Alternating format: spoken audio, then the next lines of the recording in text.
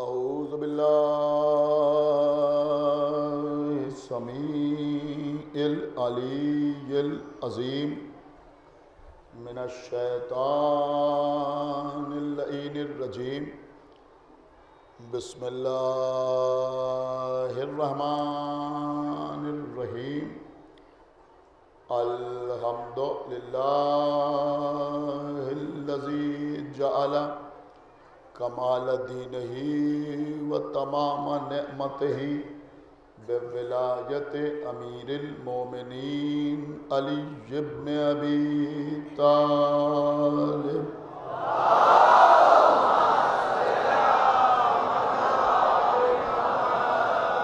الصلاۃ والسلام علی صاحب الدین والاسلام والحل والحرام والرکن والمقام والصلاة والصیام والسجود والقیام والشریعت والاحکام والحجت والبرہان والمحبت والعرفان والحق والبیان والکتاب والقرآن سیدنا ونبینا وشفیعنا ومولانا ومولا الثقلین جد الحسن والحسین ابی القاسم محمد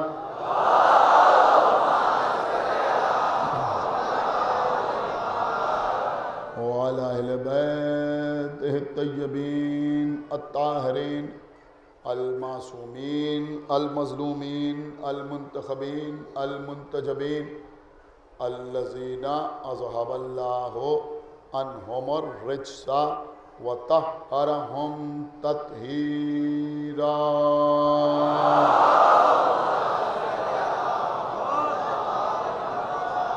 ولعنۃ اللہ علی اعدائہم وقتلتہم وغاصبی حقوقہم ومنکری فضائلہم ومصائبہم اجمعین من الآن إلى يوم الدين اما بعد فقد قال الله سبحانه تبارك وتعالى في كتابه المجيد وفرقانه الحميد وقوله الحق بسم الله الرحمن الرحيم يا أيها النبي جاهد الكفار والمنافقين واغلظ علیہم صلوات علیہ محمد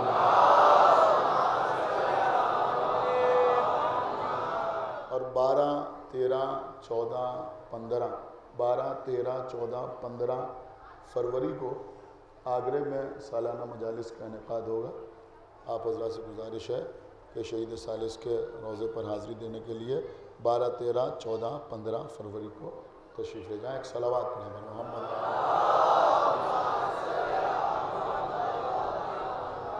حضرات سورہ توبہ کی آیت نمبر 73 کے پہلے ٹکڑے کی تلاوت کا شرف حاصل کرتے ہوئے مسلسل آپ حضرات سے گفتگو کا سلسلہ جاری و ساری ہے۔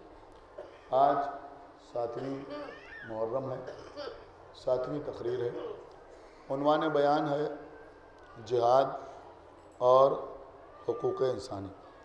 میں نے آپ کے سامنے پیغمبر اسلام کی حیات طیبہ میں جو جنگیں ہوئیں ان میں سے 1-2 جنگوں کا تذکرہ کیا۔ مثلا میں نے آپ کے سامنے بدر کی جنگ بیان کی، میں نے آپ کے سامنے احد کی لڑائی بیان کی، کل میں نے آپ کے سامنے خندق کا معرکہ بیان کیا تھا۔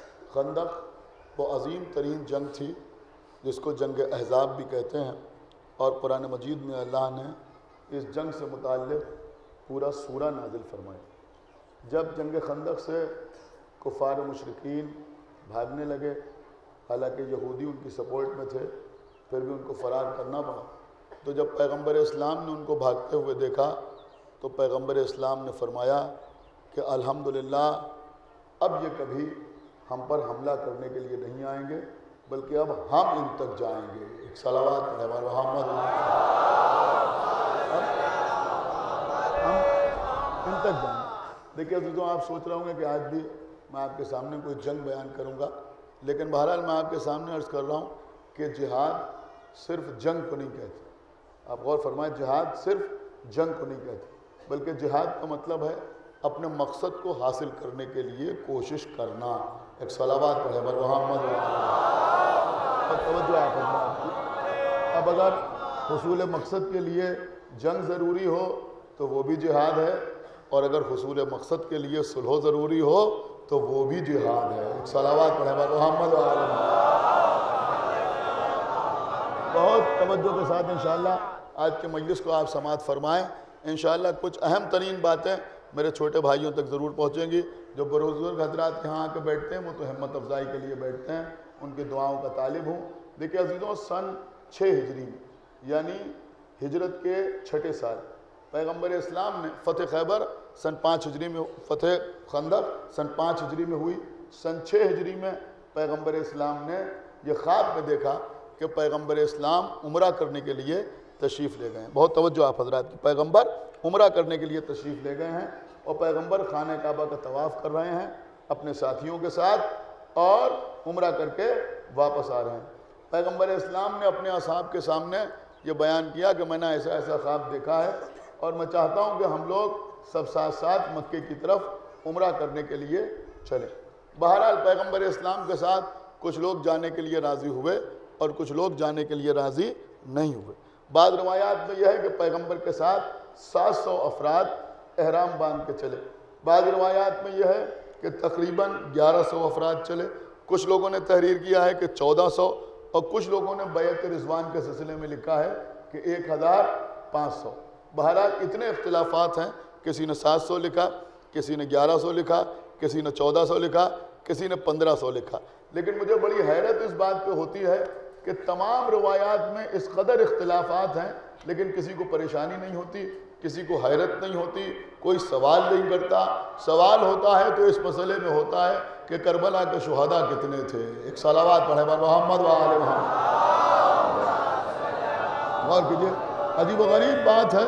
صرف شکوک و شبہات پیدا کرنے کے لیے کربلا کے سلسلے میں لوگ اس طرح کے سوالات کرتے ہیں. ارے بھیا، راویوں میں تو اختلاف رہتا ہی ہے، لکھنے والوں میں تو اختلاف ہوتا ہی ہے، اس لیے کہ سب معصوم تھوڑی ہیں لکھنے والے. تو جب غیر معصوم تحریر کرتے ہیں تو وہاں کچھ نہ کچھ اختلاف ہو ہی جاتا ہے. تو بعد اتنے لوگ رسول اللہ کے ساتھ چلے.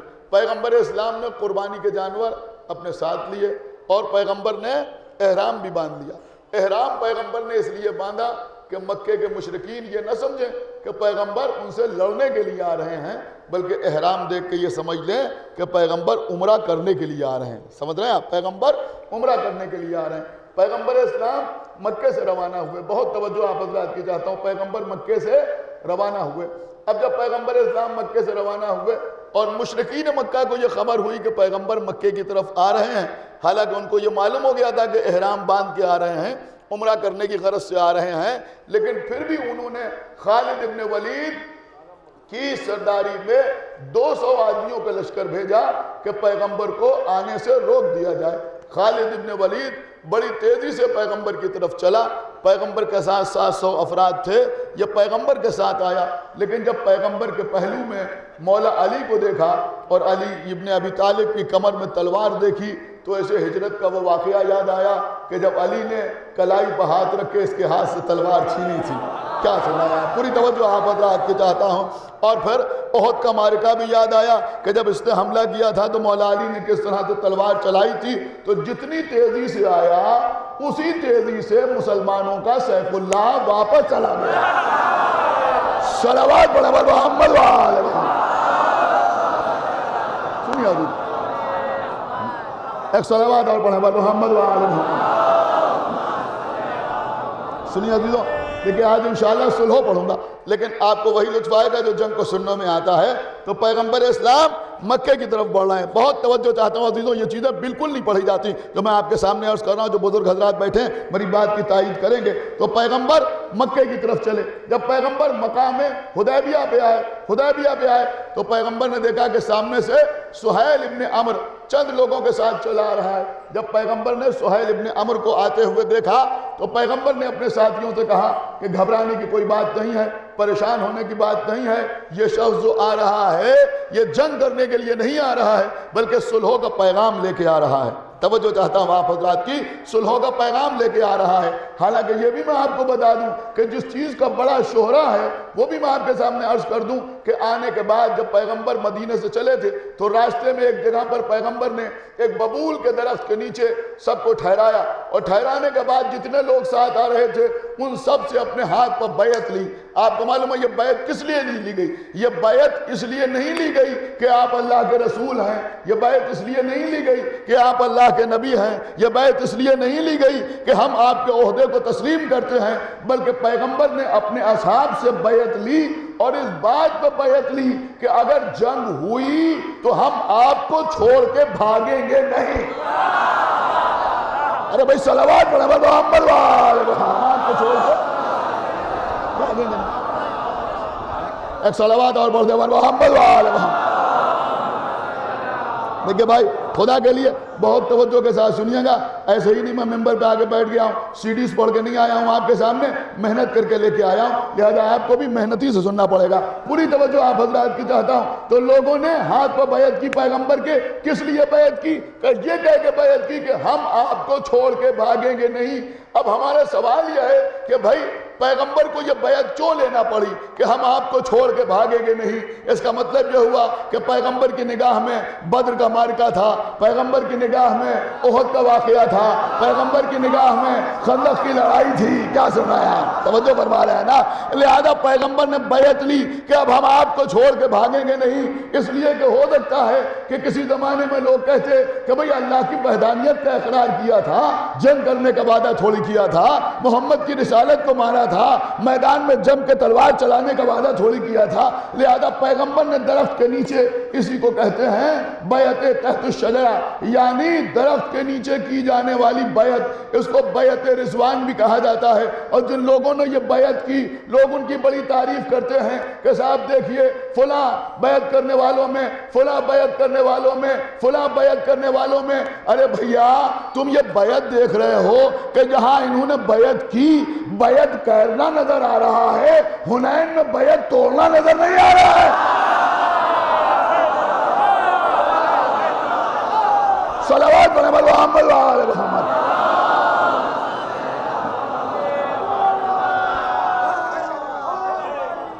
بیعت کرنا نظر آ رہا ہے۔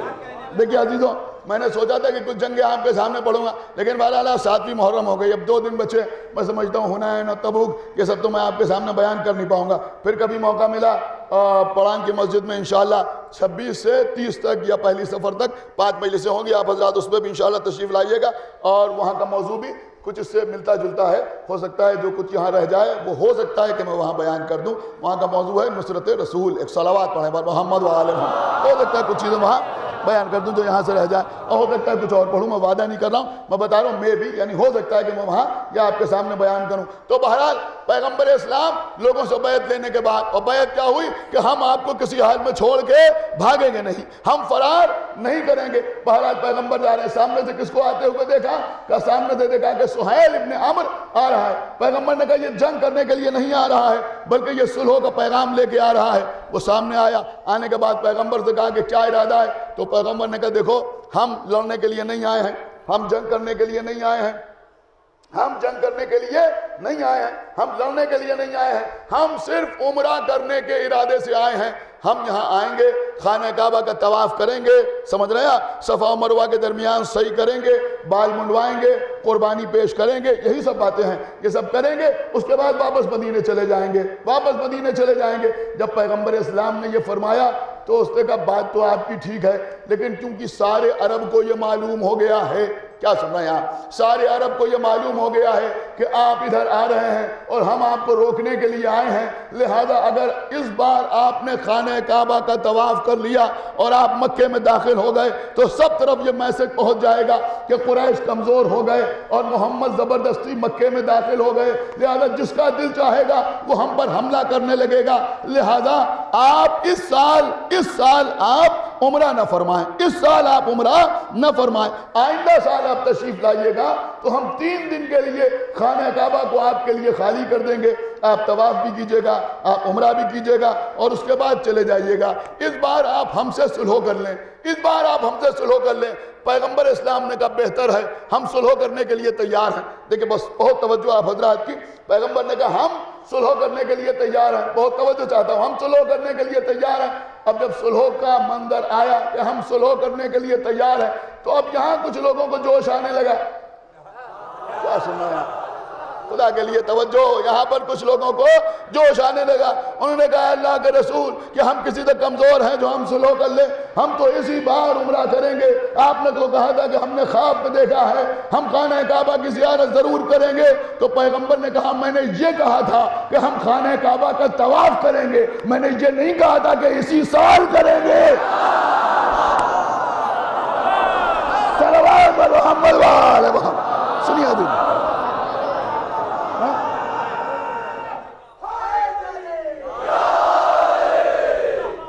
ایک صلوات اور بڑھوا محمد وآل محمد۔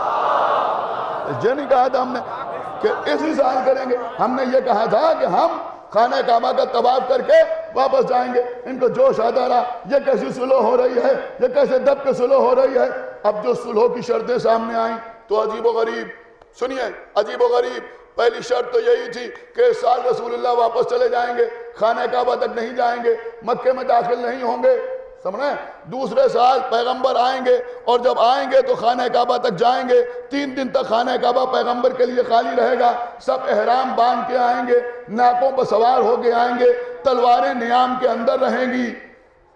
دیکھیں یہ سب شرطیں تھیں مشرکین کی طرف سے کہ تلواریں نیام کے اندر رہیں گی، نیام سے باہر نہیں آئیں گی، اور ساتھ ساتھ ایک شرط یہ بھی لگائی کہ اللہ کے رسول اگر کوئی ہمارا آدمی بغیر اپنے ولی کی اجازت کے آپ کے پاس پہنچ جائے گا تو آپ کو اسے ہم کو واپس کرنا پڑے گا، لیکن اگر کوئی آپ کا آدمی آپ کو چھوڑ کے ہماری طرف چلا آیا تو ہم اس کو واپس نہیں کریں گے۔ تو پیغمبر نے کہا یہ شرط رکھنے کی ضرورت ہی نہیں ہے، اس لیے کہ جو اسلام چھوڑ کے چلا جائے ہم اسے لے کے بھی کیا کریں گے۔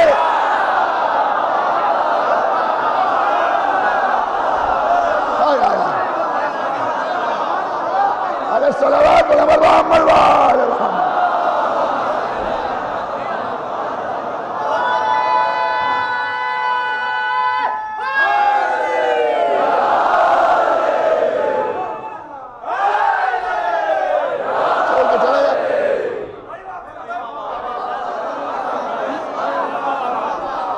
ایک صلوات اور بڑھتے پر محمد وآل محمد۔ اور جو اسلام چھوڑ کے چلے جائے ہم اسے لے کے بھی کیا کریں گے، ٹھیک ہے تم اسے لے جانا، ہم اسے لے کے کیا کریں گے۔ تو یہ شرط رکھی گئی، یہ ساری شرطیں رکھی گئیں۔ اس کے بعد کہا گیا کہ بھئی اب صلح نامہ تحریر کیا جائے، یہ ساری شرطیں رکھنے کے بعد کہا گیا کہ صلح نامہ تحریر کیا جائے، اور پھر ساتھ ساتھ یہ بھی تحریر ہوا، دیکھیں بڑی قیمتی بات، یہ بھی تحریر ہوا کہ 10 سال تک ہمارے اور آپ کے درمیان کسی قسم کی جنگ نہیں ہوگی۔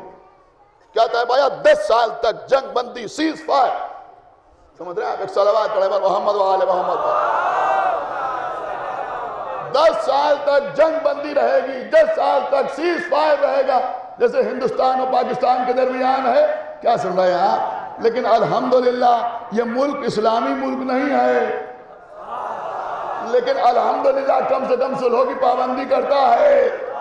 غور کر رہے ہیں آپ؟ الحمدللہ صلح کی پابندی کرتا ہے، لیکن وہاں پر بھی یہ ہوا کہ 10 سال تک ہمارے آپ کے درمیان تلوار نہیں چلے گی، اور لوگوں کو اختیار ہوگا، جس کا دل چاہے وہ اسلام قبول کر لے، اور جس کا دل چاہے وہ قریش کے ساتھ رہے، جس کا دل چاہے وہ بتوں کی عبادت کرے، اور جس کا دل چاہے وہ اللہ کی عبادت کرے۔ کوئی کسی کے خلاف تلوار نہیں اٹھائے گا، کوئی کسی کو پر زبردستی نہیں کرے گا۔ اس طرح سے صلح کی شرطیں طے پائیں۔ جب زبانی تصفیہ ہو گیا تو اب رسول اللہ نے فرمایا یا علی ذرا صلح نامہ تحریر کیجئے، ہماری جانیں قربان، ہماری جانیں قربان۔ ہر جنگ میں جس نے تلوار چلائی صلح میں قلم بھی اسی نے چلایا۔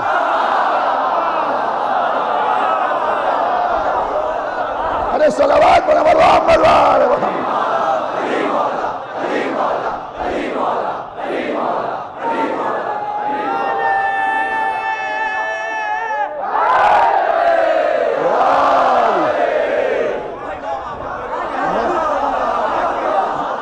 لطفانا ہے آپ کو نہیں آ رہا؟ ایک صلوات اور پڑھیں محمد وآل محمد۔ دیکھیں عزیزوں معصوم کی حکمت کیا ہوتی ہے یہ اللہ جانے اور معصوم جانے.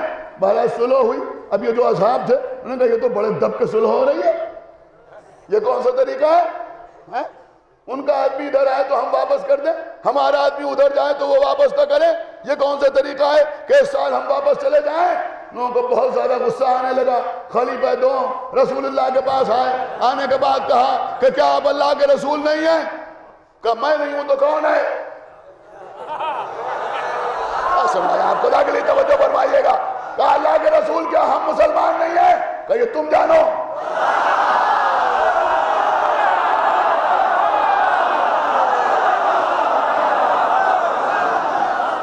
صلوات علی محمد وآلہ محمد.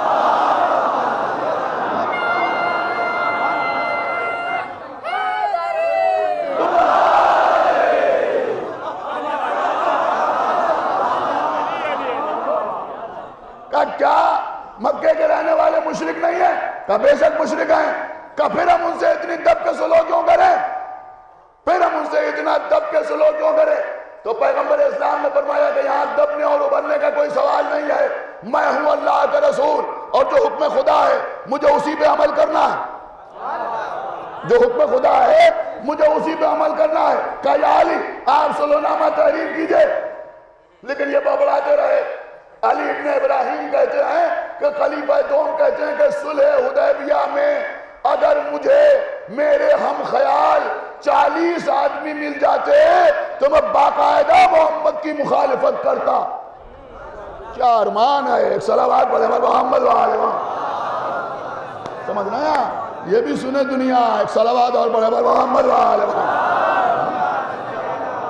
دیکھیں عزیزوں کچھ لوگ اسی قسم کے ہوتے ہیں کہ جب کوئی موقع پڑتا ہے تو وہ گھر کے اندر ہوتے ہیں. آپ غور فرمائیے, جب کوئی موقع ہوتا ہے تو وہ گھر کے اندر ہوتے ہیں. جب اچھے خاصے امن و امان کے حالات ہوتے ہیں تو اس وقت ان کو جوش آتا ہے. ایک صلوات پڑھے پر محمد وآلہ محمد, تب انہیں جوش آتا ہے. یعنی کبھی آپ کو وہ میدان میں نہیں ملیں گے, کبھی آپ کو وہ فیلڈ میں نہیں ملیں گے. سمجھ رہے آپ نہیں سمجھ رہے, کبھی فیلڈ میں نہیں ملیں گے, کبھی میدان میں نہیں ملیں گے. آپ دیکھیں اپنے محلے میں گلی میں ہر طرف کچھ لوگ اس طرح کے ہوتے ہیں کہ ان کو جوش کب آتا ہے کہ جب کوئی صلح کی بات ہونے لگے تو اس وقت انہیں جوش آنا لگتا ہے کہ اس وقت تو لڑ لینا چاہیے. سمجھ رہے ہیں آپ یا نہیں سمجھ رہے ہیں؟ اب یہ سمجھ رہے ہیں کہ قلم آ گیا, کاغذ آ گیا, علی لکھ رہے ہیں, اب اس وقت جوش دکھا کے اپنی بہادری کا کلمہ پڑھوا لیا جائے. سرمایہ آپ لوگوں کو ثابت کر دیا جائے کہ بھئی رسول تو صلح کرنا چاہتے تھے لیکن ان کو بہت غصہ آ رہا تھا. آپ دیکھیں کیسے بہادر تھے, کیسے شجاع تھے. اگر شجاع نہ آتے تو غصہ کیوں آتا؟ لیکن رسول اللہ نے بھی ان کی مکاری کو چلنے نہیں دیا. جب انہوں نے زیادہ غصہ کیا اور زیادہ حرکتیں کی اور یہ بھی کہہ دیا کہ آج جیسا رسول کی رسالت پر شک ہوا ایسا کبھی نہیں ہوا تھا, تو ایک بڑا پیغمبر نے ڈانٹ کے کہا کہ اس وقت جوش دکھا رہے ہو اور وہ وقت بھول گئے کہ جب عہد میں تمہیں پکار رہا تھا اور تم عہد کے بعد بھاگے.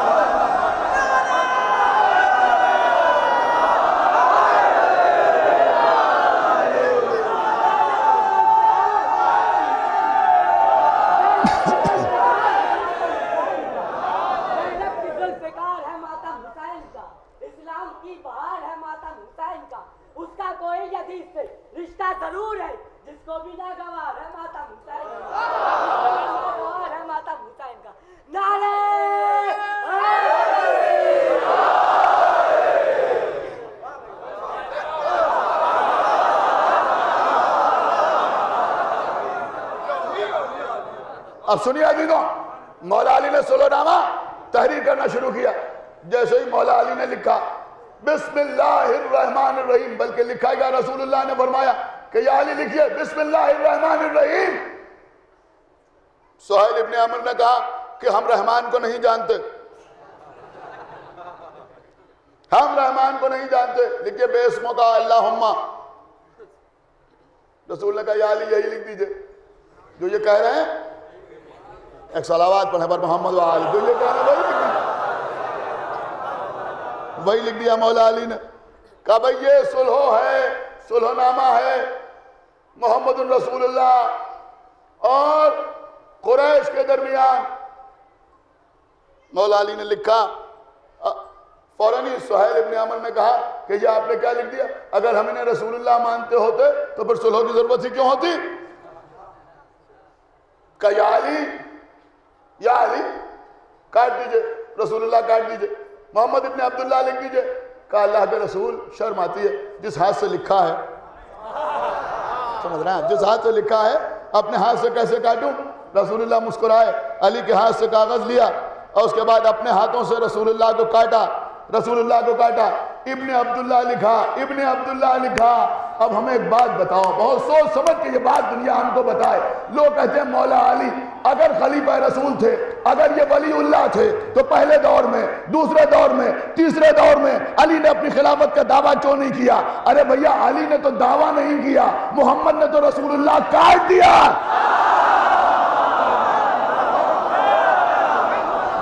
سمجھ رہا ہے یا نہیں سمجھ رہا؟ انہوں نے تو رسول اللہ کاٹ دیا، لیکن اس سے رسول کی رسالت میں کوئی فرق پڑ گیا؟ حالانکہ مولا علی نے بھی دعویٰ کیا. اب میرا موضوع نہیں ہے، نہیں تو میں وہ آپ کے سامنے عرض کرتا.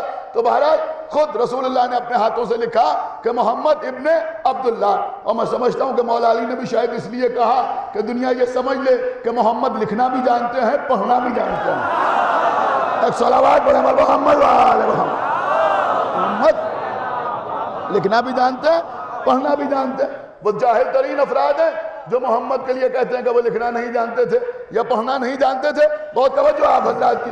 تو بہرحال صلح نامہ تحریر کیا. کس نے تحریر کیا؟ مولا علی نے. لیکن جب رسول اللہ کو کاٹا گیا تو اس وقت رسول اللہ کاٹ کے ابن عبداللہ لکھا گیا.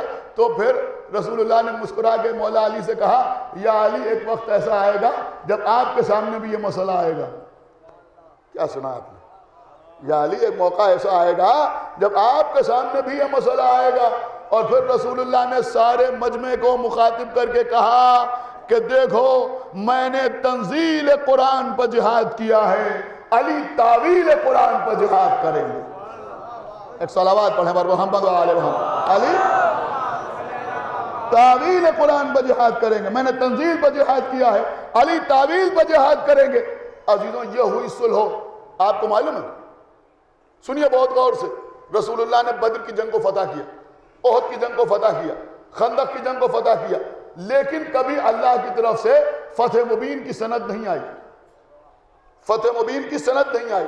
لیکن صلح حدیبیہ کے بعد خداوند عالم نے کیا کہا؟ اِنَّا فَتَحْنَا لَكَ فَتْحًا مُبِينًا.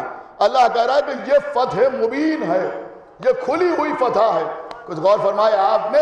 اس کا مطلب یہ ہوا کہ اسلام دنیا کو یہ سبق دیتا ہے کہ جنگ فتح مبین نہیں ہے، صلح فتح مبین ہے. کیا سن رہے ہیں آپ؟ جنگ فتح مبین نہیں ہے بلکہ صلح جو ہے وہ فتح مبین ہے. دیکھو یہ صلح حدیبیہ ہے، یہ فتح مبین ہے. اس وقت تو کم وقت سمجھے نہیں کہ اس سے فائدہ کیا ہوگا، لیکن بعد میں اس سے فائدہ ہی فائدہ ہوا.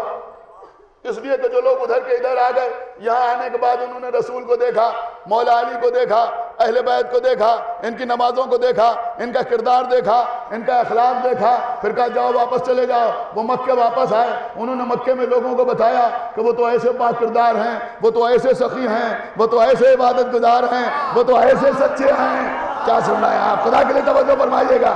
تو اب یہ تبلیغ ہوتی رہی، نہ معلوم کتنے لوگ مسلمان ہو گئے. کیونکہ جنگ بندی کا اعلان ہو گیا تھا، لہذا مکے میں جو چھپے ہوئے مسلمان تھے وہ بھی سامنے آ گئے. وہ کھل کے عبادت کرنے لگے، کھل کے لا الہ الا اللہ کہنے لگے، کھل کے مسجد الحرام میں نمازیں پڑھنے لگے. تو صلح حدیبیہ سے یہ سارے فائدے پیغمبر اسلام کو حاصل ہوئے. لیکن پیغمبر نے جو فرمایا تھا کہ یا علی میں نے تنزیل پر جنگ کی ہے، آپ تعویل پر جہاد کریں گے. سنیے عزیزوں، محدث دہلوی نے اپنی کتاب تحفہ اثنا عشریہ میں تحریر کیا کہ رسول اللہ نے ارشاد فرمایا تھا کہ یا علی میں نے قرآن کی تنزیل پر جہاد کیا ہے، یعنی قرآن کے نازل ہونے پر جہاد کیا ہے، آپ قرآن کی تعویل پر جنگ کریں گے.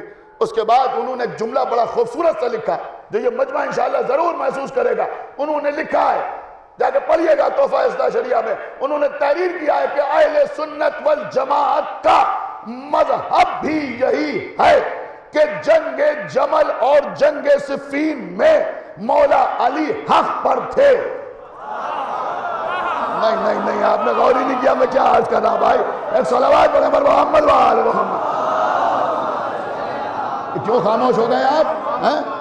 انہوں نے لکھا کہ جنگ جمل اور جنگ صفین میں اہل سنت کا مذہب بھی یہی ہے کہ مولا علی حق پر تھے اور علی کے مقابلے پر آنے والے خطا اور غلطی پر تھے۔ سمجھ رہے ہیں؟ خطا اور غلطی پر تھے، لیکن اب ظاہر سی بات ہے کہ یہ محدث دہلوی ہیں، آپ غور فرما رہے ہیں، کوئی شیعہ عالم نہیں ہے جو پوری بات سچ لکھ جائے، لہذا انہوں نے لکھا کہ وہ خطا اور غلطی پر تھے، وہ بیچارے قرآن کی آیتوں کے معنی نہ سمجھ سکے۔ کیا سنایا؟ اس کا مطلب یہ ہوا کہ رسول کے مقابلے پر آنے والی اور رسول کے مقابلے پر آنے والا قرآن کی آیتوں کا مطلب نہ سمجھ سکا۔ کیا سنایا؟ قرآن کی آیتوں کا مطلب نہ سمجھ سکا۔ بھئی یہی تو ہم مسلمانوں کو بتانا چاہتے ہیں کہ خدا کے لیے دین ان سے نہ لو جو قرآن کی آیتیں نہ سمجھ سکے۔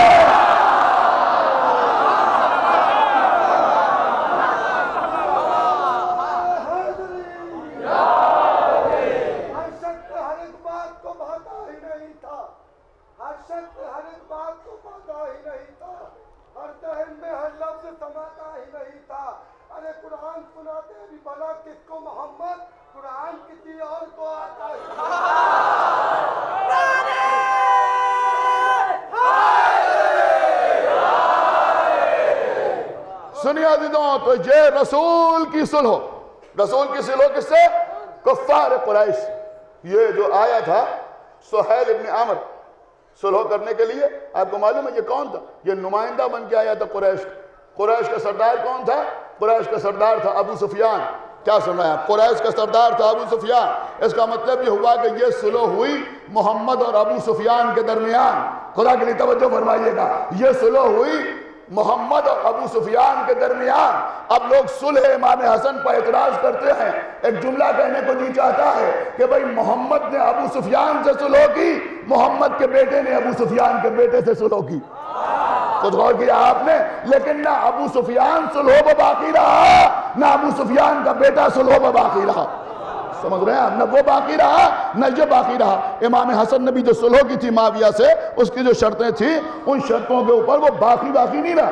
اس میں ایک اہم ترین شرط یہ بھی تھی کہ معاویہ اپنے بعد کسی کو خلیفہ نومینیٹ نہیں کرے گا۔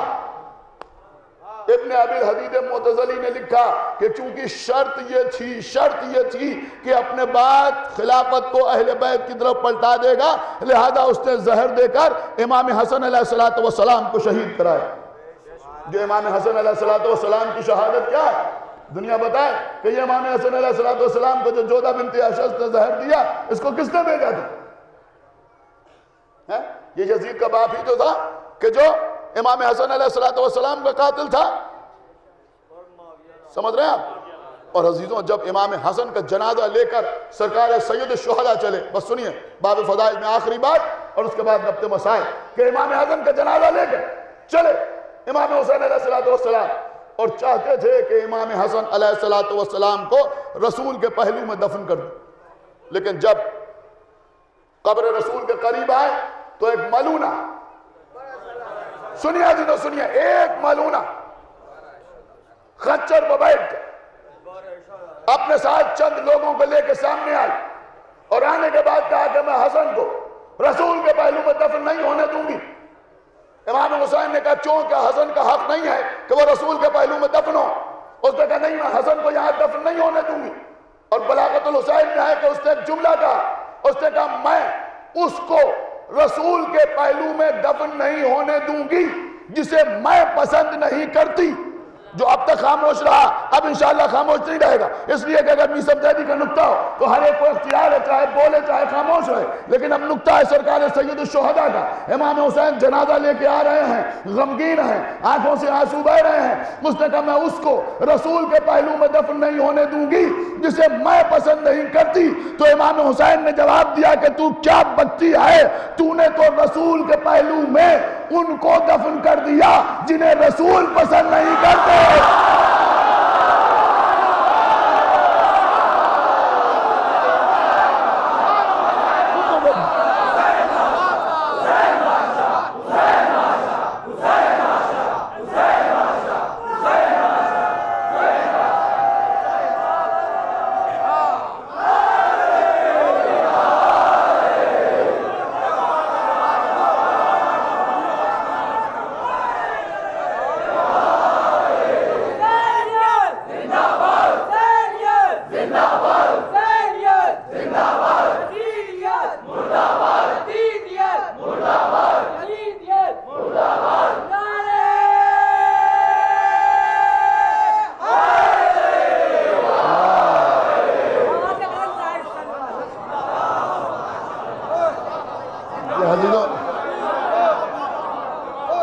آج کی تاریخ کی مناسبت سے میں نے آپ کے سامنے صلح حدیبیہ کا تذکرہ کیا اور ماشاءاللہ آپ نے خوب سنا، اللہ آپ کو سلامت رکھے۔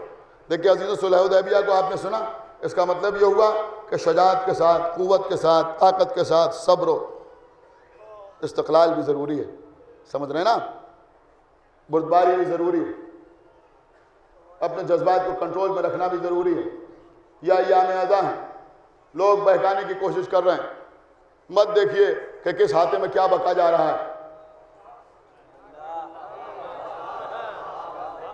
کیا سننا ہے یہاں؟ 4 آدمی بیٹھے ہوئے ہوتے ہیں اور خدا جانے کیا کیا بک دیا جاتا ہے، اور 2-4 چیتھڑے بڑی بڑی ہیڈنگ لگا کے وہ سب چھاپتے ہیں، سمجھ رہے ہیں؟ دنیا ہمیں بتائے کہ یہ محرم ہمارے لیے ہے یا ان کے لیے ہے؟ جب تمہارا محرم سے کوئی تعلق ہی نہیں تو جلسے کیوں کر رہے ہو؟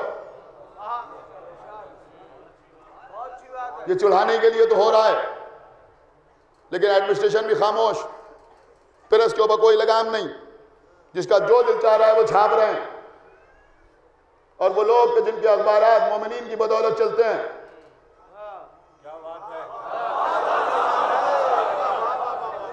دیکھیے عزیزوں، مجھے کسی کی پرواہ وارو نہیں ہے، الحمدللہ میرے مولا نے جو مجھے ضروری ہے وہ مجھے عطا کر دیا ہے، کہتا مجھے کسی کی ضرورت نہیں ہے۔ آپ غور فرما رہے ہیں، میں کسی کو منہ نہیں لگاتا، کسی ایسے ویسے کو، الحمدللہ۔ اور یہ بھی بات آپ یاد رکھیے کہ میں کسی سے شخصی دشمنی بھی نہیں رکھتا، میں کسی سے شخصی دشمنی نہیں رکھتا، اسی لیے ہر دشمن کے ہر دشمن سے خوش بھی نہیں ہو جاتا۔ ارے صلوات پڑھیں بر محمد و آل محمد۔ دیکھیں میں کچھ کہہ گیا، میں کچھ عرض کر گیا آپ کے سامنے۔ گزشتہ سال اسی عشرے میں نے کہا تھا، جب یہاں سے ڈیوائیڈر پر سے جھنڈے ہٹوائے گئے تھے اور ہمارے اوپر پابندیاں لگی تھیں، تو میں نے کہا تھا کہ شیعہ نوابین کے نوکروں کی اولادیں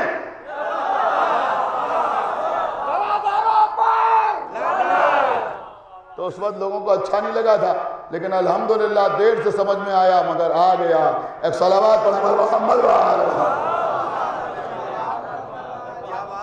ایک صلوات اور پڑھیں بر محمد و آل محمد۔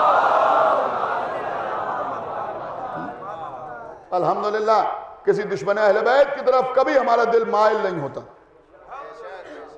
یہ ہماری ماں کی دعاؤں کا اثر ہے۔ خداوند عالم ہمارے بزرگوں کو سلامت رکھے۔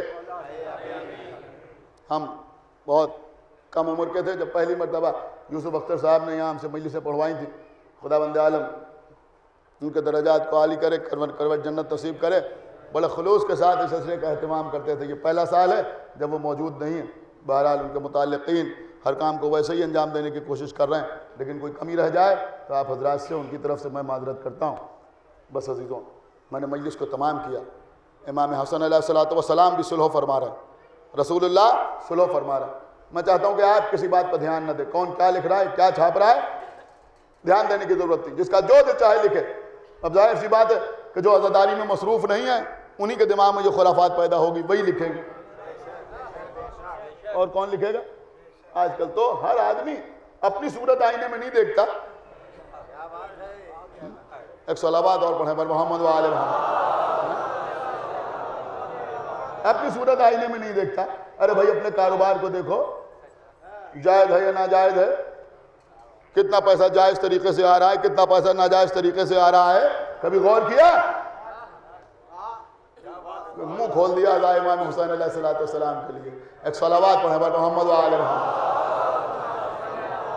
منہ کھول دیا ازائے امام حسین علیہ السلام کے لیے، لیکن ہمیں پرواہ بھی نہیں ہے، جس کا جو دل چاہے عزاداری کے لیے کہے۔ خالی شیعہ گھر میں پیدا ہو جانے سے کوئی شیعہ نہیں ہوتا، اور ہمارے سامنے صلح حدیبیہ ہے، جیسے رسول اللہ نے کہا کہ جو ادھر چلا جائے ہمیں اس کی پرواہ بھی نہیں ہے۔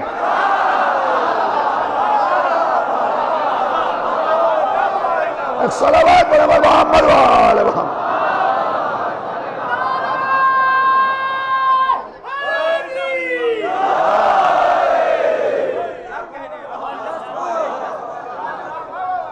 ایک صلوات اور پڑھیں پر محمد و آل محمد۔ چلا جائے پھر ہمیں اس کے پرواہ بھی نہیں۔ الحمدللہ مجالس ہو رہی ہیں، آپ حضرات ہر جگہ مجلس پہ جائیے، الحمدللہ میرے مولا عباس کا کرم، ہر جگہ فضائل و مصائب اہل بیت بیان ہو رہا ہے۔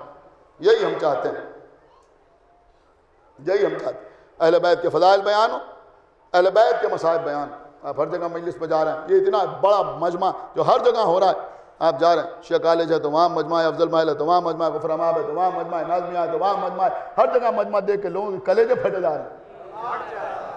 ایک صلوات پڑھیں پر محمد و آل محمد۔ دیکھیں عزیزوں، میں پھر آپ کے سامنے کہہ رہا ہوں، کسی کو اچھا لگے یا برا لگے، کہ بھئیہ جب لا الہ الا اللہ کہنے والوں کے درمیان دعوت اتحاد دی جا سکتی ہے، محمد رسول اللہ کہنے والوں کے درمیان دعوت اتحاد دی جا سکتی ہے، تو پھر کیا اس طرح دعوت اتحاد نہیں دی جا سکتی کہ سارے علی ولی اللہ کہنے والے ایک ہو جائیں؟ ایک صلوات پڑھیں پر محمد و آل محمد۔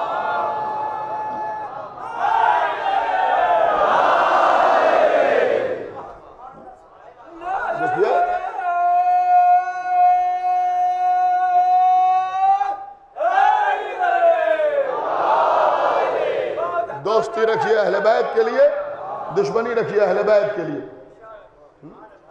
جس سے آپ کی لڑائی اس سے ہماری لڑائی، جس سے آپ کی صلح ہو اس سے ہماری صلح ہو، ورنہ ہماری نہ کسی سے صلح ہو نہ ہماری کسی سے لڑائی، ہماری اس سے لڑائی جس سے اہل بیت کی لڑائی، ہماری اس سے صلح ہو جس سے اہل بیت کی صلح ہو۔ بس یہ کردار رکھیے، باقی کچھ نہیں، سمجھ رہے ہیں آپ؟ یہ مزاج، میں چاہتا ہوں کہ یہ نوجوان اپنے ذہنوں میں یہ بات بٹھا لیں کہ بس جو حسین کا وہ ہمارا، اور جو حسین کا نہیں وہ ہمارا نہیں۔ امام حسن علیہ السلام نے صلح فرمائی، کچھ لوگوں نے کہا امام حسن علیہ السلام میں شجاعت کی کمی تھی، ارے ذرا صفین میں آ کے دیکھو، جمل میں آ کے دیکھو، پھر بتاؤ کہ شجاعت میں کیا کمی تھی۔ عزیزوں، یہ تو حماقت والی باتیں، جب امام حسن صلح کر رہے تھے تو امام حسین امام حسن کے ساتھ ویسے ہی شریک تھے جیسے رسول کی صلحوں میں مولا علی شریک تھے۔ غور کیا آپ نے؟ اور پھر جب امام حسین کربلا میں جنگ کر رہے تھے تو یتیم کے بازو پر بندھا ہوا تعویذ بتا رہا تھا کہ اس جنگ میں حسن بھی شریک ہے۔ آج ایک یتیم کا ماتم، 13 برس کے قاسم ابن حسن،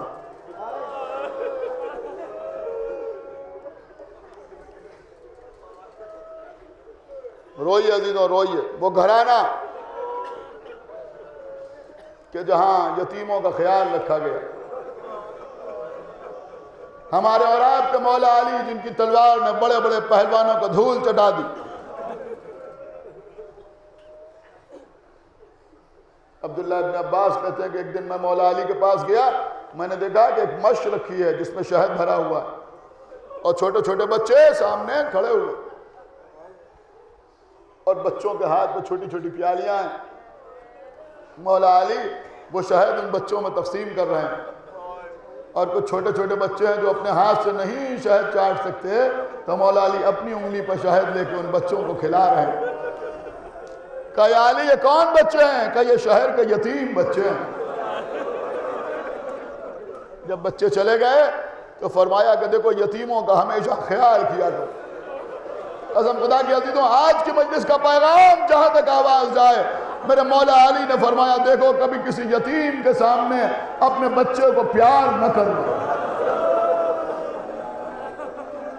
کسی یتیم کے سامنے اپنے بچے کو پیار نہ کرنا، اس لیے کہ احساس یتیمی تازہ ہو جاتا ہے۔ میں کہوں گا یا علی یتیموں کا اتنا خیال، لیکن آپ کا یتیم پودا قاسم کربلا میں پامال ہو رہا ہے۔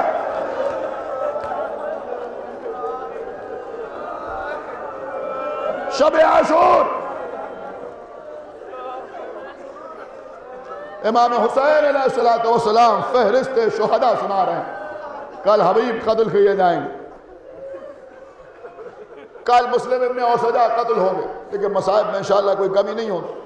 کل مسلم ابن اوسجہ قتل کیے جائیں گے، کل حابس و شودب مارے جائیں گے، کل میرا اکبر مارا جائے گا، میرا عباس کے بازو قلم ہوں گے۔ جب فہرست سنا چکے، ایک 13 برس کا کم سن اٹھا، چچا کیا میرا نام فہرست شہداء میں نہیں ہے؟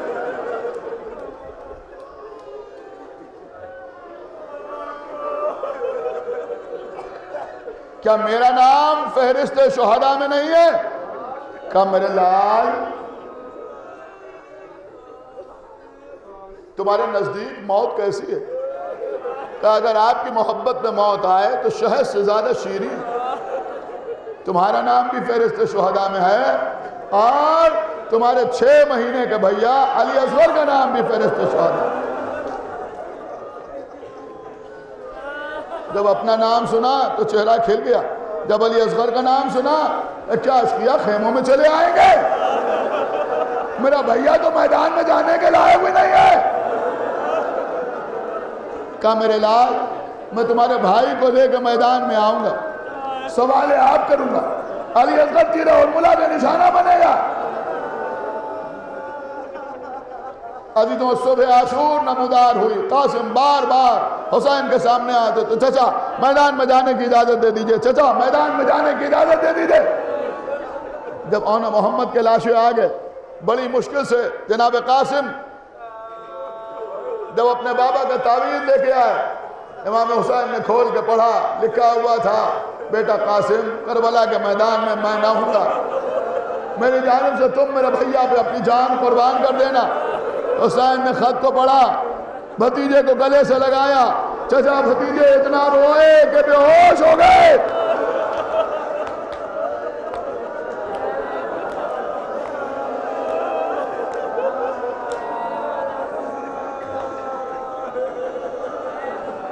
اتنا روئے کہ بے ہوش ہو گئے۔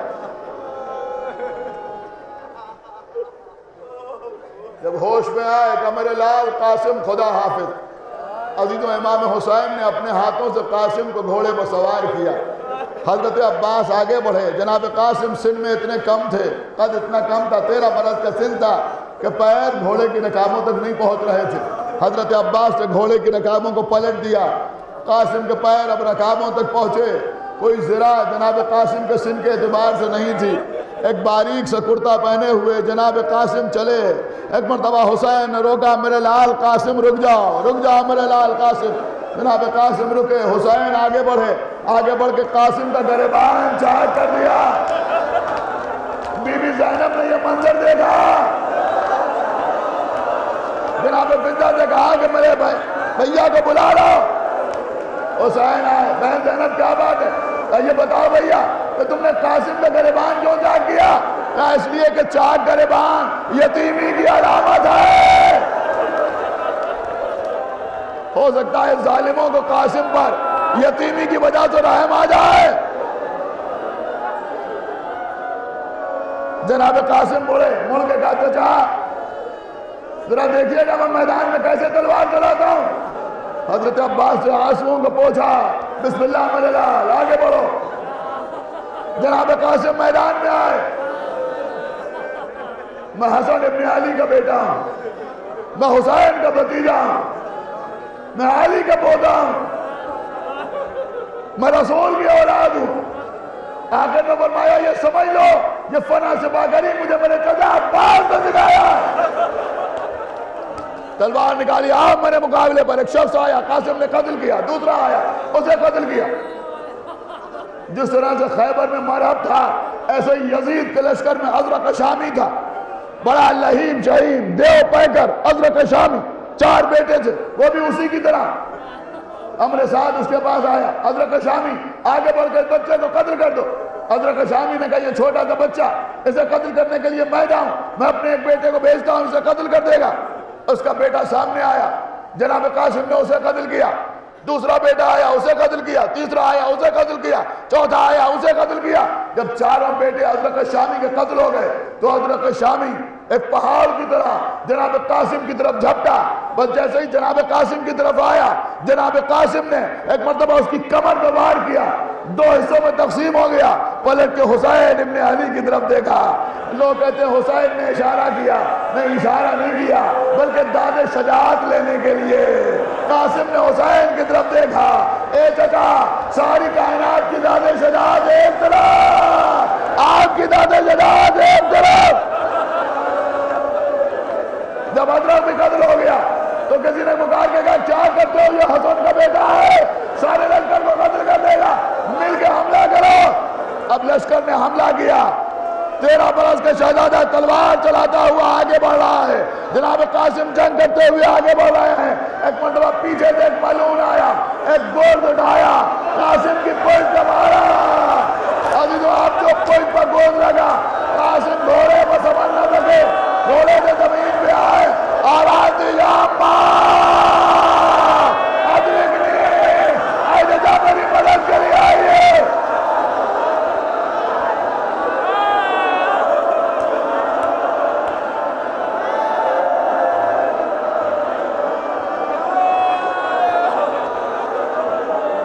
یا ماں ادرکنی، اے جا میری مدد کے لیے آئیے. امام حسین نے کہا بھائی عباس آگے بڑھو، بیٹا علی اکبر آگے بڑھو، بیٹا علی اکبر آگے بڑھو، بھائی عباس آگے بڑھو. عزیزو ایک طرف سے حضرت عباس، ایک طرف سے شہزادہ علی اکبر ساتھ ساتھ آگے بڑھے. امام حسین کو قاتل قاسم نظر آیا، چاہتے تھے کہ اسے قتل کر دیں. عزیزو یہی وہ موقع تھا کہ ادھر کے گھوڑے ادھر جا رہے تھے، ادھر کے گھوڑے ادھر آ رہے تھے، بیچ میں قاسم بامار.